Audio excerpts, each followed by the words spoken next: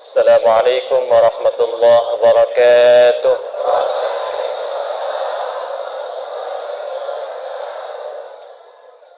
Alhamdulillahi rabbil alamin.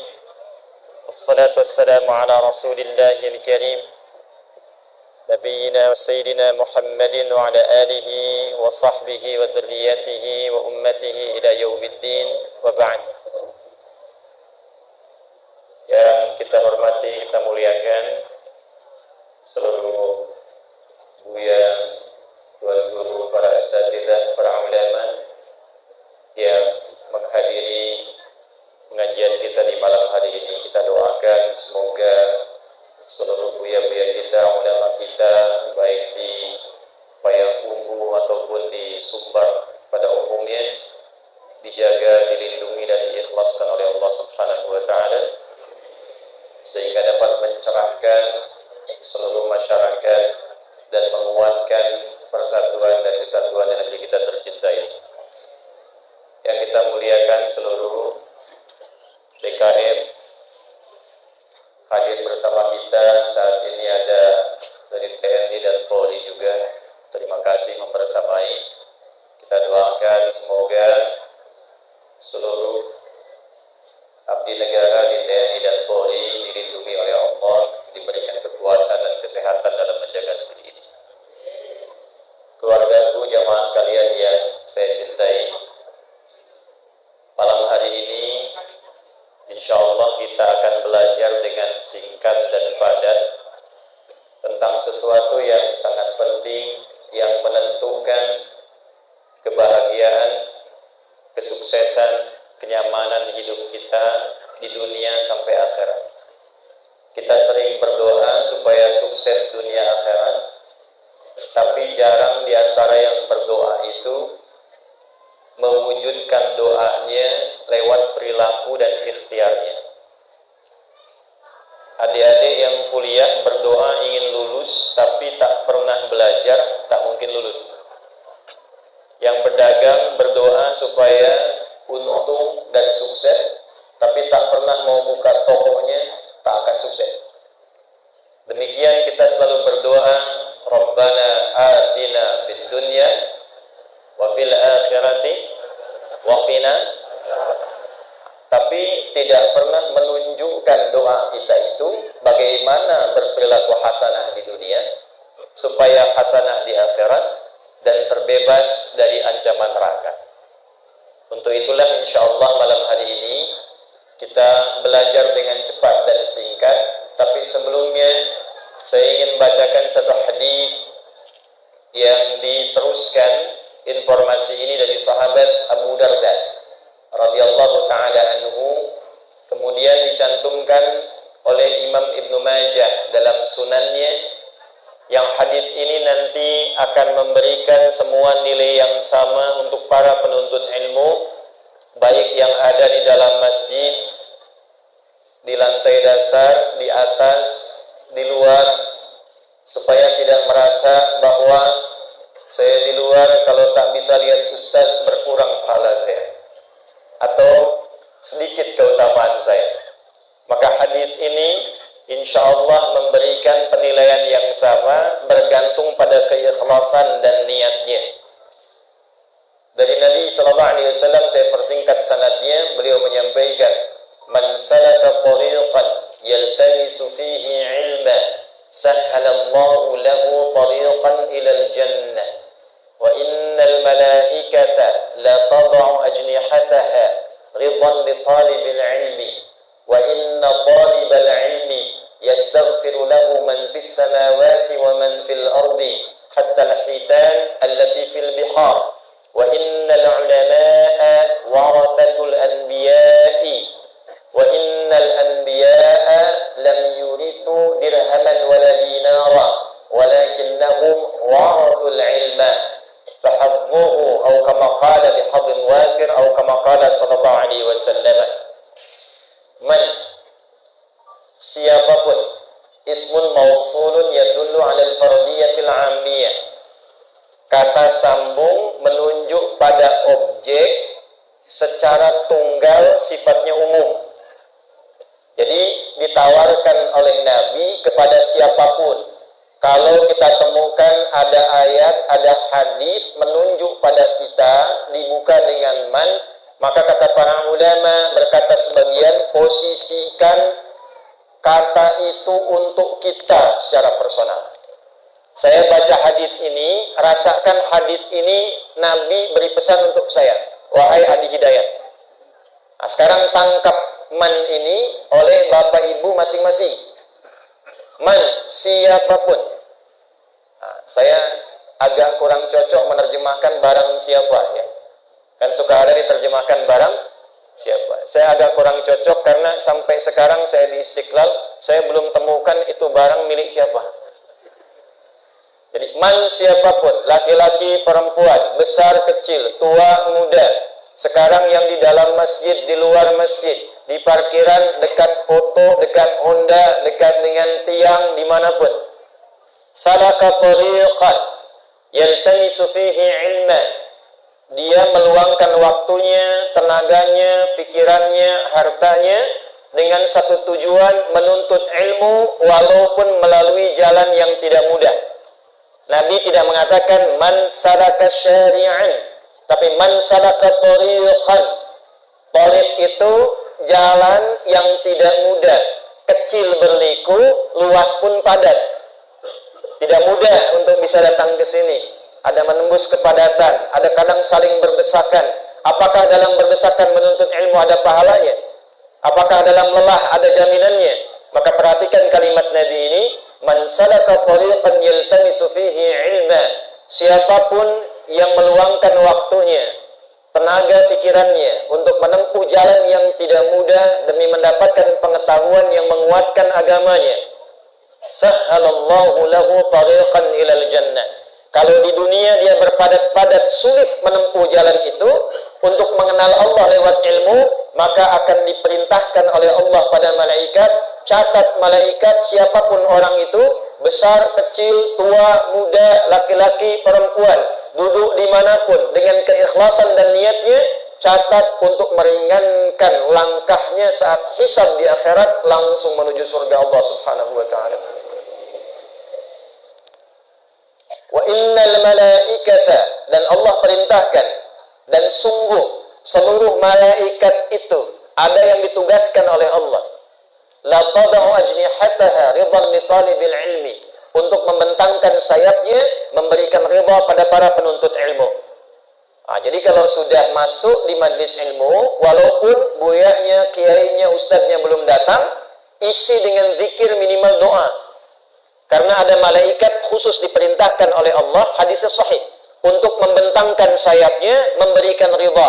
Ridhanya malaikat minimal mendapatkan dua hal.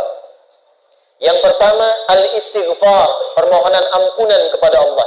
Itulah sebabnya banyak dulu para ulama yang memberikan wasiat kepada ahli maksiat, kalau ingin tobat datangi majlis ilmu.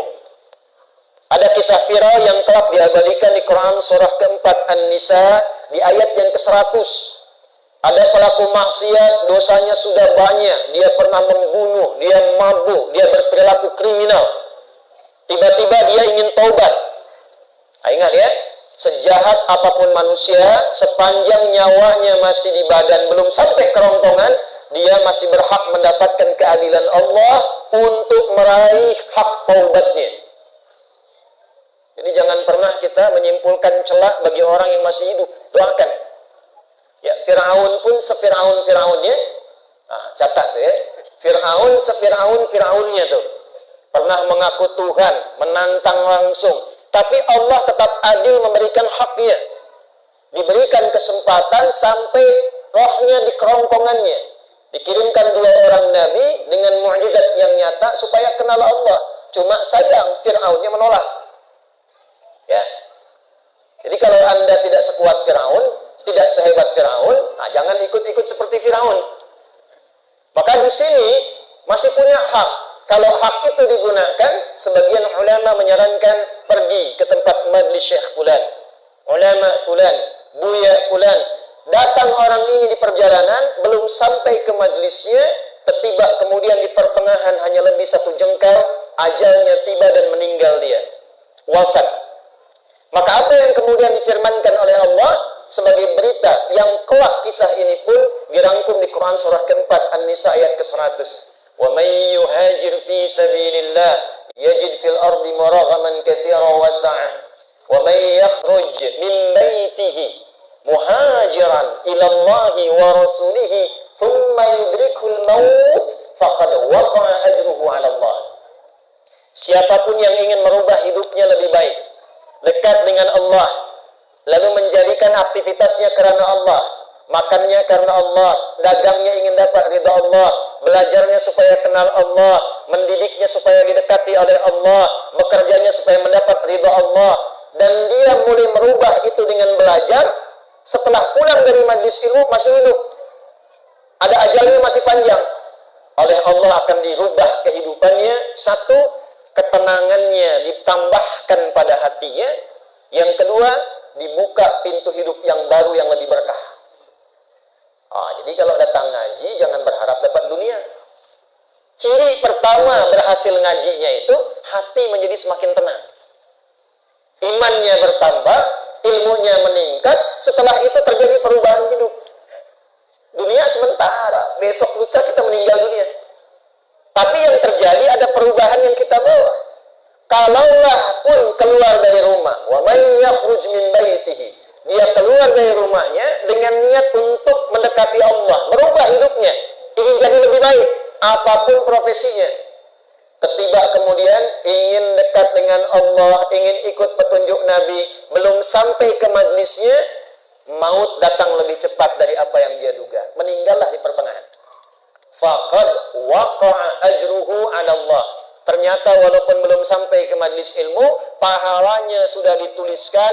Di antara pahala itu ampunan yang didapatkan oleh penuntut ilmu ini akibat dari doa yang disampaikan oleh malaikat merespon istighfar penuntut ilmu ini. Jadi yang tadi ahli maksiat itu di jalan, dia sambil taubat. Astagfirullah, ampuni saya ya Allah, maksiat banyak ya Allah, saya ingin kembali ingat kepada Engkau ya Allah.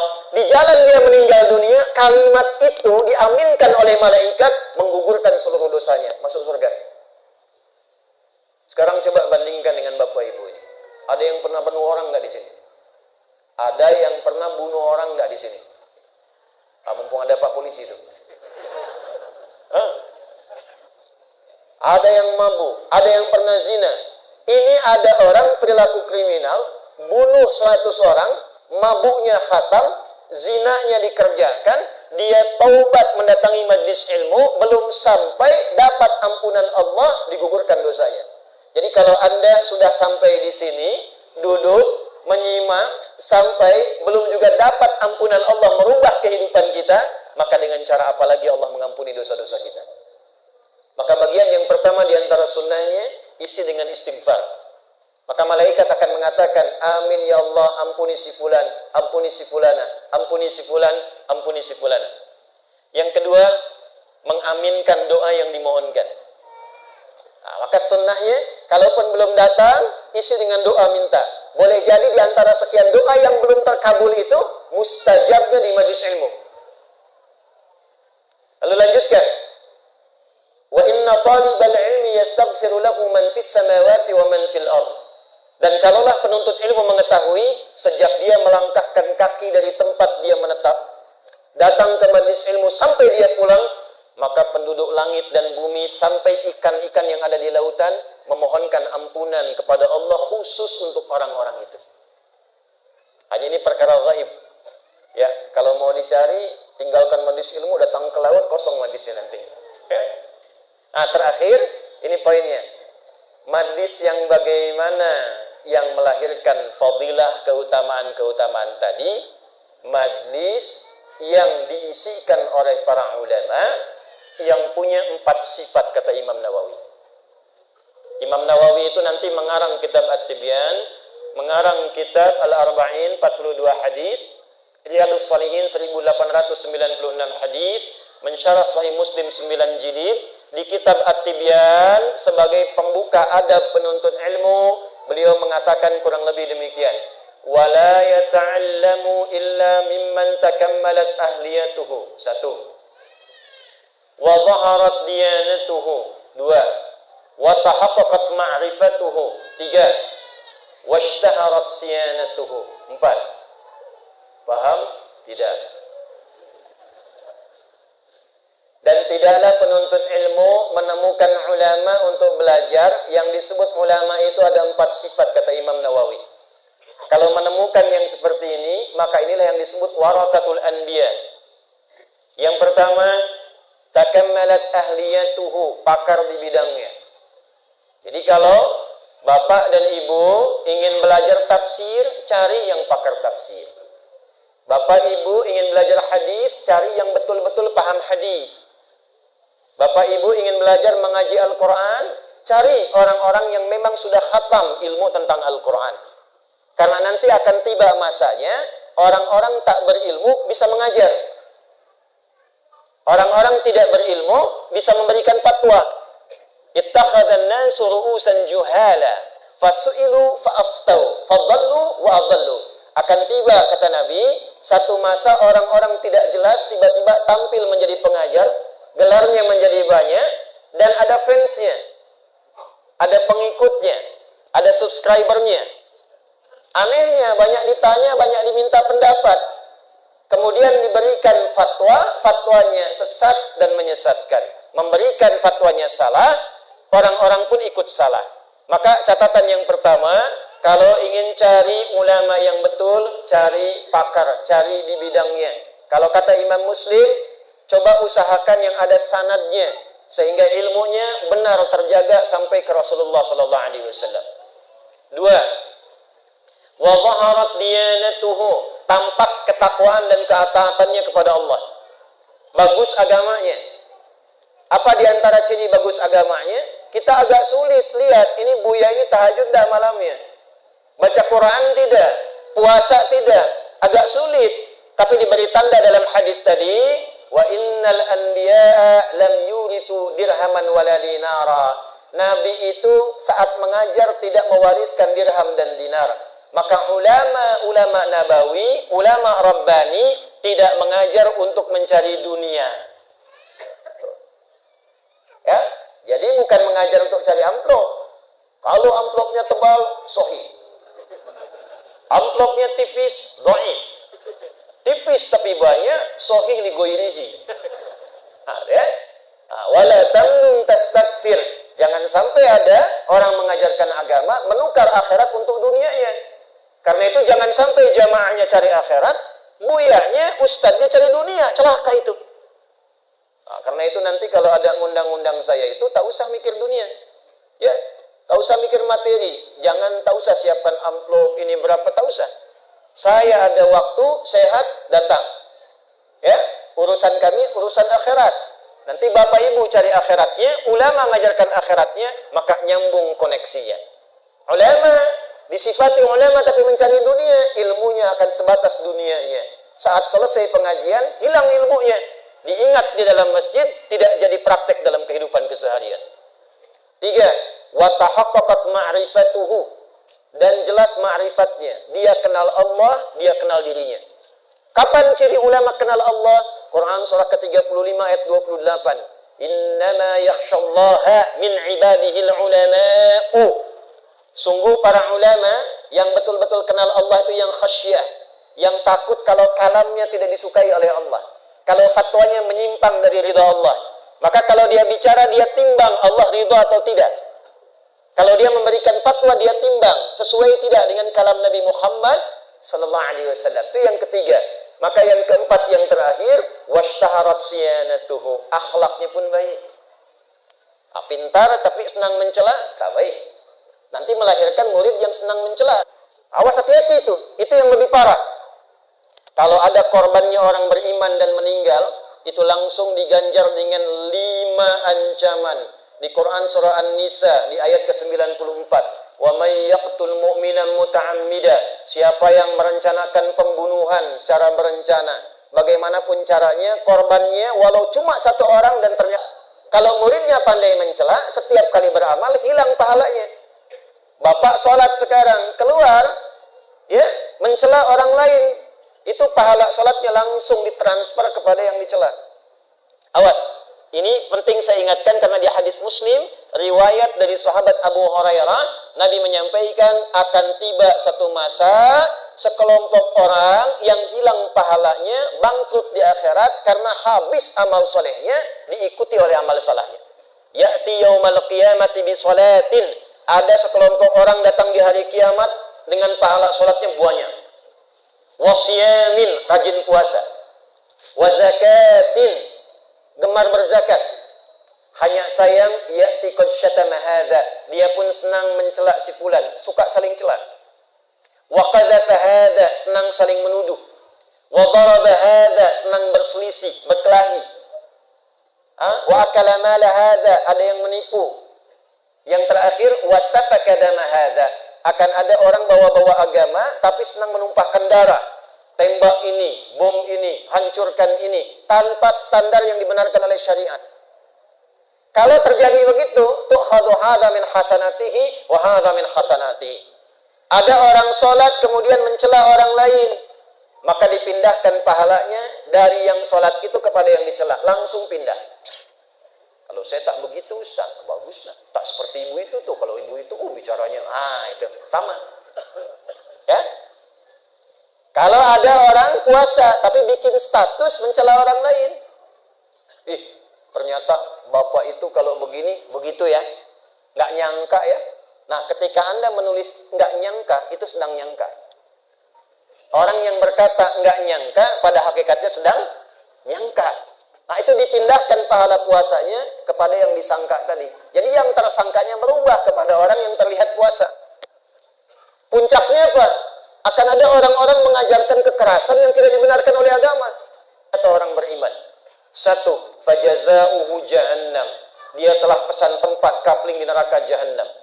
Khalidan fiha, kekal di dalamnya. Wa ghadiballahu alaihi, 3 Allah murka kepadanya. 4 wa la'anahu, dilaknat, sudah masuk neraka jahannam, dilaknat. 5 wa a'adda lahu 'adzaban 'azima, dan dijanjikan siksa berlipat. Itu hati-hati ya.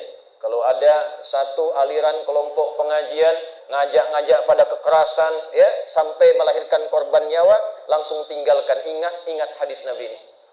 Dulu pernah kejadian bom di Jalan Tamrin. Tuh Pak Polisi, saya sedang di Lampung itu. Tiba-tiba satu jemaah angkat tangan bertanya, "Ustadz, apakah bom di Jalan Tamrin termasuk jihad fi sabilillah?" Saya bilang, "Mas, jihad fisabilillah itu sependek pengetahuan saya, jihad di jalan Allah, bukan di jalan Tamrin." Oh gitu ya Ustaz. Balik ke hadis tadi. Jadi kalau kita belajarnya insya Allah malam ini baik, niatnya benar, kemudian jadi orang baik semua, insya Allah walaupun tiba ajal kita di malam ini, mudah-mudahan dicatatkan dalam hadis yang disebutkan oleh Nabi SAW tadi. Kalau ajal kita masih panjang, mudah-mudahan siapapun yang mengaji malam hari ini, hidupnya dirubah lebih baik, terbuka kehidupan yang berkah, dan dijaga oleh Allah husnul khatimah.